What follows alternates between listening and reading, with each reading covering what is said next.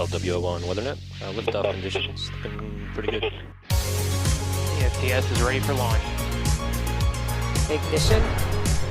Liftoff. Falcon 9 has cleared the tower.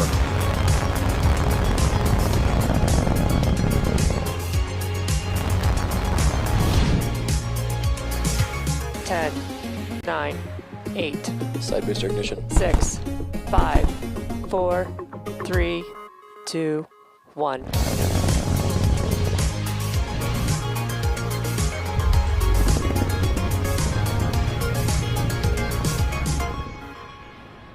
Good morning. It's Thursday, February 4th, and you're looking at a live view of Falcon 9 as it awaits its 1:19 a.m. Eastern Time launch from Space Launch Complex 40 at Cape Canaveral Space Force Station, Florida. My name is Kate Tice, and I'm a senior certification engineer here at SpaceX, joining you from our headquarters in Hawthorne, California. You're watching a live webcast for our 18th Starlink mission and our 4th launch of 2021. As many of you know, February is Black History Month here in the United States. Since 1976, the United States has designated the month of February as a time to recognize and celebrate the critical roles that Black people have had and continue to have in shaping our shared history. Here at SpaceX, we've encouraged everyone to celebrate, learn, and discuss the ways our industry has benefited from the work of Black Americans, and we encourage you to do the same.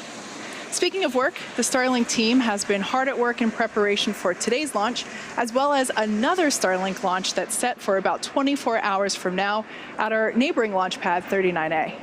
As many of you know, Starlink is a constellation of satellites that can provide high-speed, low-latency internet all over the globe, particularly in remote or rural areas where connectivity is limited or completely unavailable.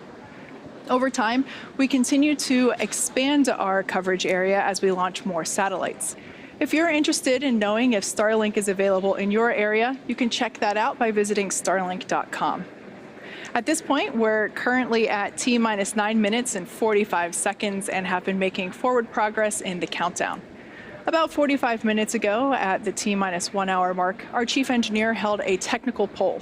About 20 minutes later, our launch director held a propellant load and launch readiness go, no-go poll. With our team's go for launch, Falcon 9 started loading propellants at T-minus 35 minutes. Weather at the launch site is looking great, but we are keeping our eyes on weather for our recovery operations out in the Atlantic Ocean. But as of now, all systems are green for an on-time liftoff of 1:19 a.m. Eastern. With that, let's take a closer look at that rocket you see on your screen. You're looking at a live view of Falcon 9 standing 229 feet tall, which is slightly taller than a 21-story building. Falcon 9 is a reusable two-stage rocket designed and manufactured by SpaceX for the reliable and safe transport of people and payloads into Earth orbit and beyond. And if you happen to be down in the Cape Canaveral area right now, you'd notice that we have not one, but 2 rockets currently vertical, as you see there, one on each of our pads. On the left-hand side is the Starlink mission that's set to take off just a couple minutes from now. And on the right is another Starlink mission at our pad 39A at Kennedy Space Center. And that mission is currently targeted to launch this Friday. These 2 launches will mark our 4th and 5th launches already for 2021. So clearly a busy start, but off to a great start. Hopefully you can join us for our next Starlink mission later this week. Getting back to today's mission, starting at the base of your screen, you can see the bottom 2/3 of the vehicle that's covered in soot from a previous mission. That's our first stage. At liftoff, Falcon 9's first stage has thrust greater than 5 747 airplanes at full power, consuming 700 gallons of fuel per second. With the help of 9 Merlin engines, its objective is to accelerate the vehicle through the Earth's atmosphere to space and then separate from the rest of the rocket at about 2.5 minutes into flight. From there, it'll make its way back to Earth, and we're targeting a drone ship landing. There you see on your screen our drone ship, Of Course I Still Love You. For reference, our drone ships are equivalent to the size of a football field. If successful, this will mark our 74th recovery of an orbital class rocket.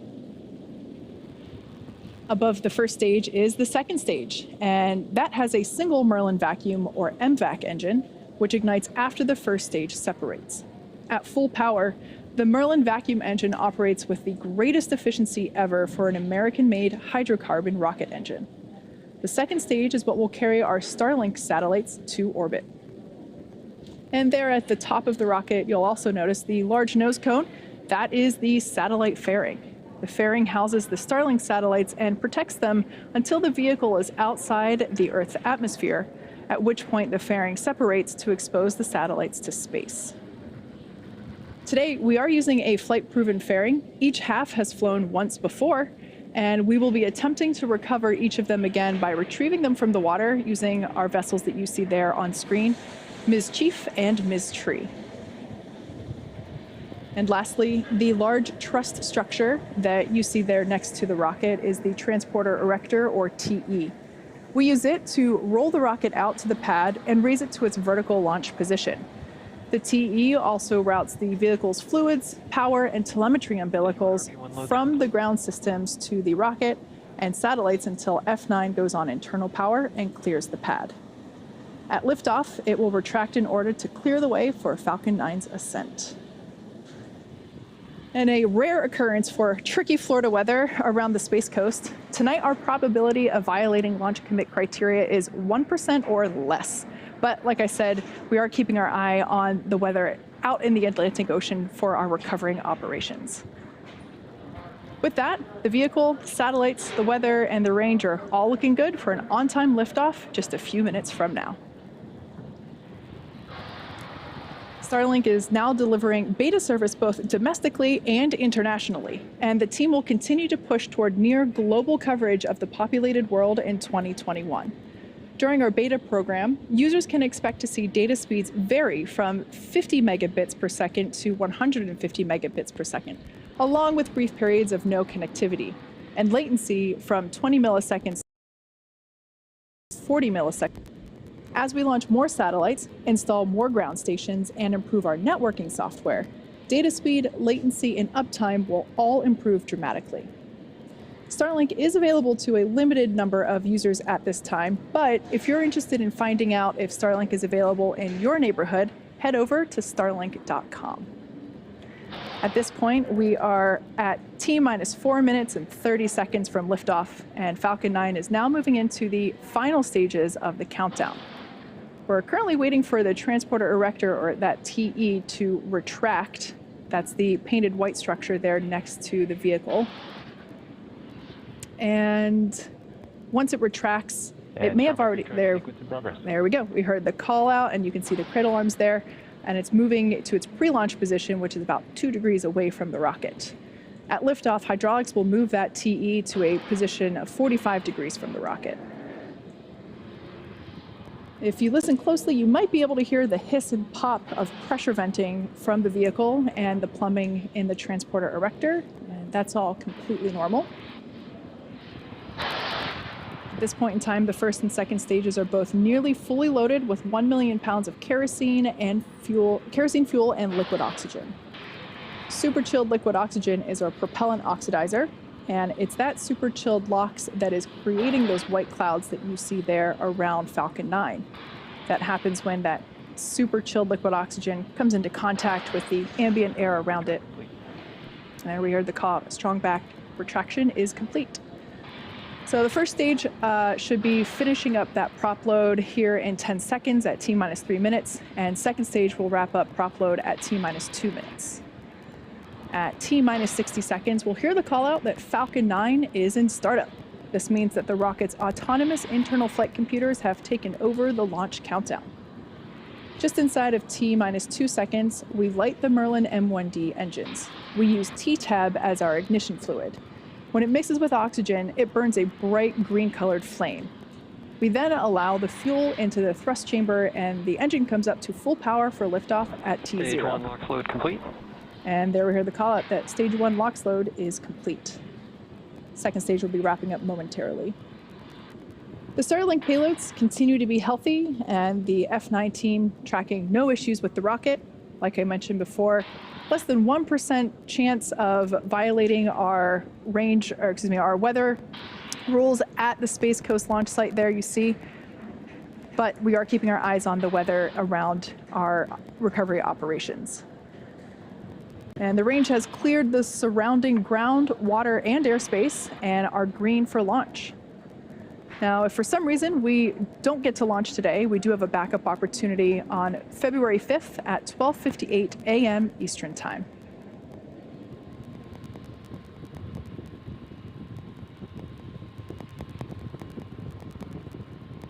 Like I mentioned, both the first and second stages are now fully loaded with propellant. The white cloud that you see venting there is just... Stage 2 LOX load complete.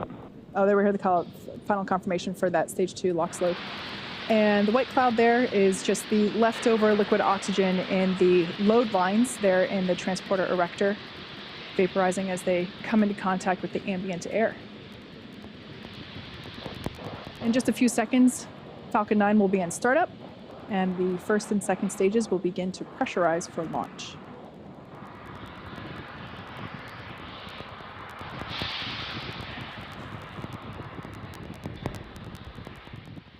Falcon 9's in startup. So there we heard the call out. Falcon 9 is in startup. The onboard flight computers have taken over the launch countdown. T-minus 45 seconds. I'll just go for launch. There we heard it, our final go for launch today. At this point in time, we are green for today's launch. Let's listen in to the terminal count and watch as Falcon 9 takes 30 seconds. our stack of Starlink satellites into orbit.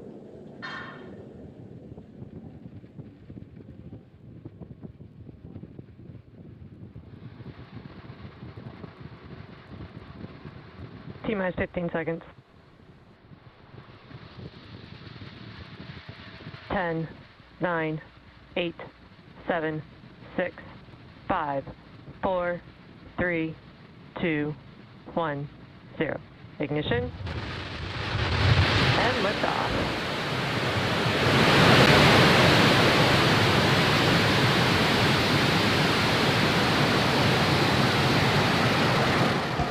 Vehicle is pitching downrange.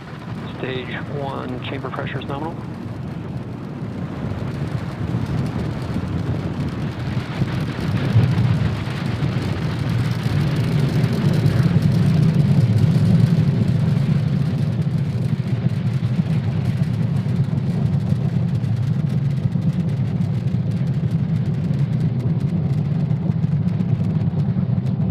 There we see Falcon 9 has successfully lifted off from Cape Canaveral Space Force Station, carrying our stack of Starlink satellites into orbit.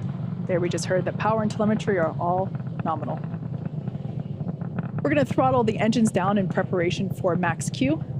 And this is the largest structural load that the vehicle will see during ascent, so slowing the vehicle down a little helps during that short period. Max Q coming up here in just a couple of seconds.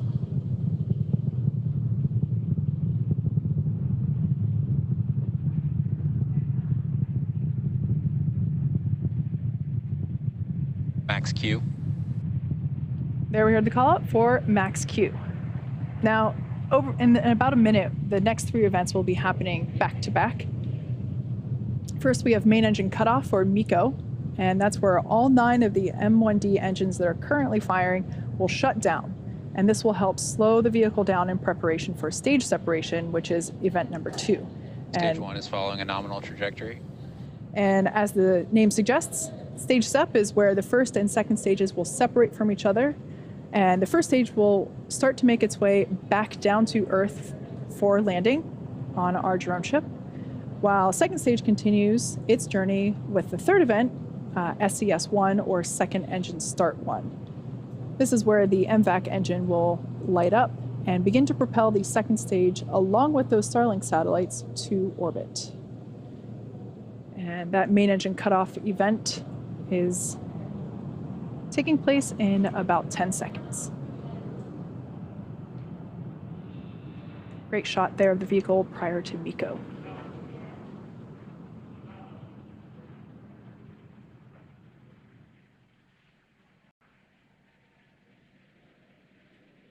Main engine cutoff. Stage separation confirmed.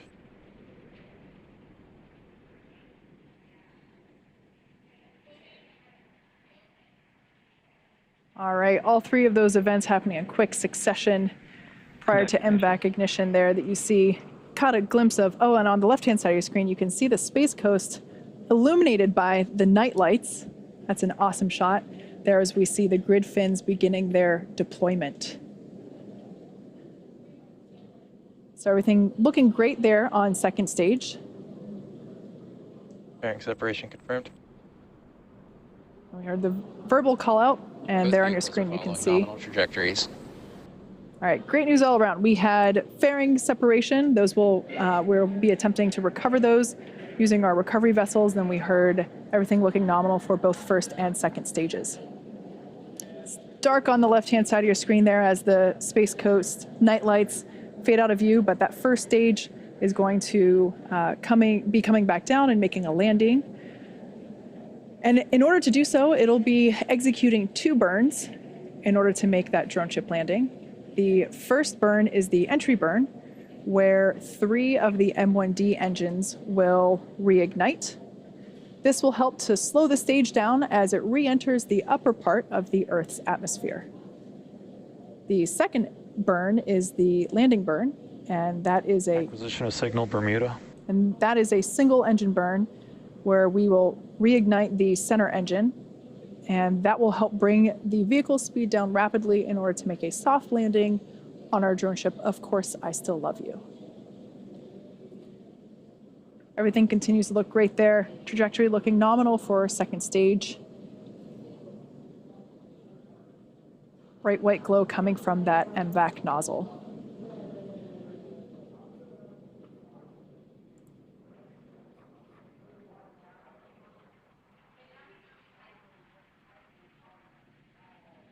So at this point in time, the first Both stage, vehicles continue to follow nominal trajectories. at this point, the first stage is now beginning to descend back to Earth. It is equipped with 4 hypersonic grid fins that are positioned near the top of the first stage. We don't have any light illuminating the vehicle at the moment, so can't really make them out on camera. So we're providing you views of our second stage instead. But those grid fins that we saw deploy earlier are what stage 1 uses to help steer as the stage makes its way back to Earth. They help orient and guide the booster during re-entry and during descent. Additionally, the first stage will occasionally use nitrogen gas bursts for attitude control. And less visible at night, but certainly during our daytime launches, you can see them as little white puffs near the top of the rocket. Falcon 9 first stage is also equipped with 4 landing legs, and we make those using state-of-the-art carbon fiber with aluminum honeycomb. And those are placed symmetrically around the base of the rocket and deploy just a few seconds prior to landing. So we're expecting that entry burn to begin in 5 seconds. Stage 1 FTS is saved.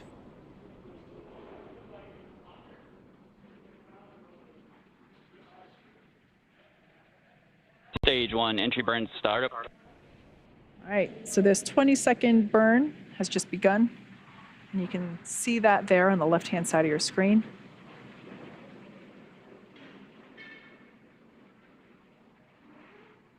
If you look closely, you might be able to see those grid fins actuate to assist Stage 1 entry burn shutdown. steering of that stage 1, and as you just heard, shutdown of that entry burn. That is the Both first vehicles of continue to follow nominal trajectories. 2 burns that first stage will perform today. Good news there that both vehicles are following nominal trajectories. That landing burn will take place in just under a minute. Because this landing is a drone ship landing instead of a land landing or return to launch site landing, there's only 2 burns required for this landing attempt as opposed to 3, because the first stage follows an arc. There is no boost back or Entry transonic. there is no boost back or flip maneuver required. So only 2 burns being executed today. Everything continuing to look nominal there with the second stage as it carries our stack of Starlink satellites.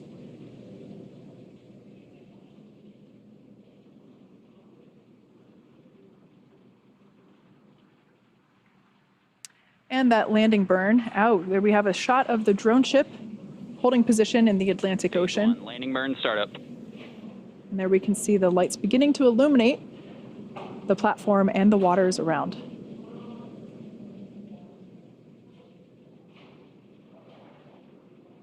Stage 2 has entered terminal Stage guidance. 1, landing leg deploy. Okay, let's see if we're able to stick this landing. Looks pretty good. There we can see the first stage has landed. This marks the Stage 2 FTS is safety. This marks the 74th successful recovery of an orbital class rocket and the 5th recovery for that particular booster that you see there. So that's all great news for the first stage. Turning our attention to the second stage there. Second engine cutoff is expected momentarily. Seco. And there we heard the call out for SECO, second engine cutoff. Signal, Kate. And we're gonna wait to hear the call out for good orbit.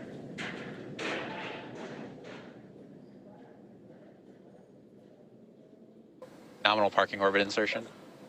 Okay, there we just heard we got a good orbit there for second stage. It's gonna coast for a little bit in this orbit, actually for the next 35 minutes or so. While that happens, take a look at this animation showcasing where we are in the coast phase. We'll see you back here at T plus 45 minutes for a second stage relight.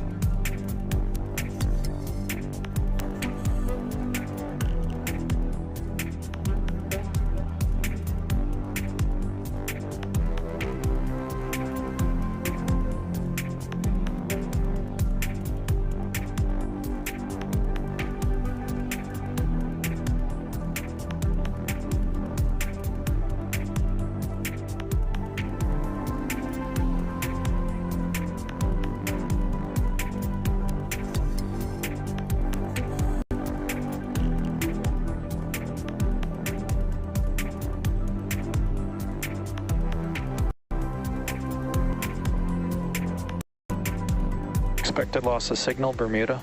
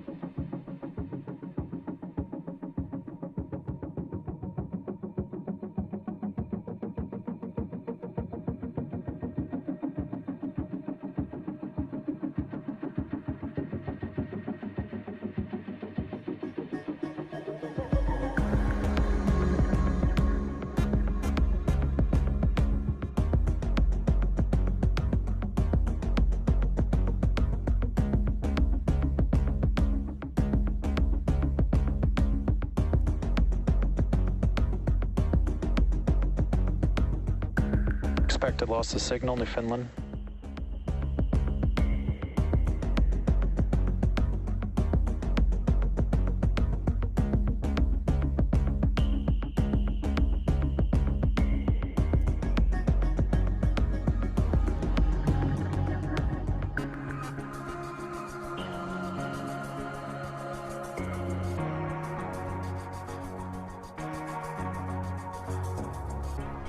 Acquisition of signal, Goonhilly.